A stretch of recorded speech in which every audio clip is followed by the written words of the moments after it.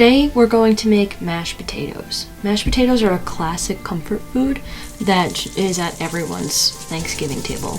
You're going to start by washing your potatoes really thoroughly. They grow on the ground, so you want to make sure you get all the dirt off even before you peel them, because that's really important. You can keep the potato skins on if you'd like, but I actually prefer my mashed potatoes with them off. But the peels make a great addition to your compost. Once they're all peeled and washed, make sure you cut them into uniform sized pieces so that they can cook evenly in the pot. Prepare the pot you're going to boil your potatoes in with some water and some salt. You'll want to make sure the water is really salty because potatoes have a tendency to really neutralize the taste of the salt. And then once it's simmering, add your potatoes.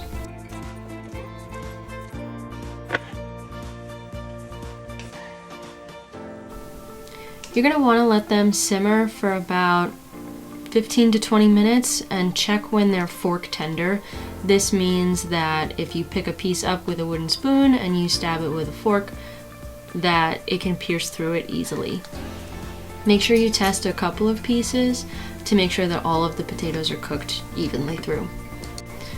Once that's done, strain your potatoes with a strainer or a colander, whichever you prefer. I have this one that goes over the sink and it makes things really easy. And keep that pot on the stove. You can bring it back to the stove. And this is my favorite technique to save me from having to do a lot of dishes. I'll cook the onions and garlic with some butter over the stove and then let them really develop some flavor while the potatoes release some steam. Once those are golden and tender, you can take the pot off of the stove and start mashing your potatoes. This is a technique I like to do. I like to put a towel down and then a cutting board and then add my pot on top of it to make sure that it doesn't slip.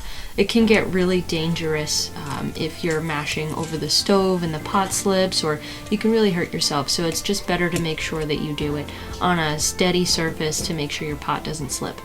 I also like to make sure that I'm using a Dutch oven because the Dutch oven actually retains some of the heat, and it's much easier to mash the potatoes when they're warm versus when they're cooled down to room temperature. This actually takes quite a bit of work here to make sure that they're mashed all the way through. I know this is sped up, but it took me about 10 minutes to mash them all the way through and make sure that I had a consistent texture. Make sure you scrape the bottom and that you don't leave any pieces unmashed or whole. Then you can add some butter and it's going to melt since the potatoes are still warm. You can add your seasonings here like salt and pepper. I kept this recipe pretty basic just to ensure that you had a good idea of how to make mashed potatoes, but there's so many other flavor combinations that you can use, like adding cheese like Parmesan cheese or goat cheese or cheddar cheese. And then some other herbs like dill is a popular one, sage is a popular one too.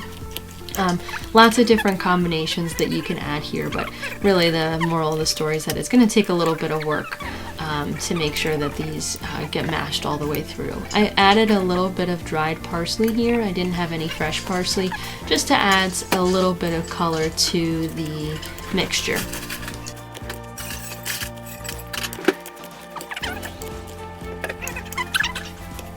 Finish up with a little bit of extra salt and pepper after you tasted it, and then you're ready to serve and enjoy. Thanks so much.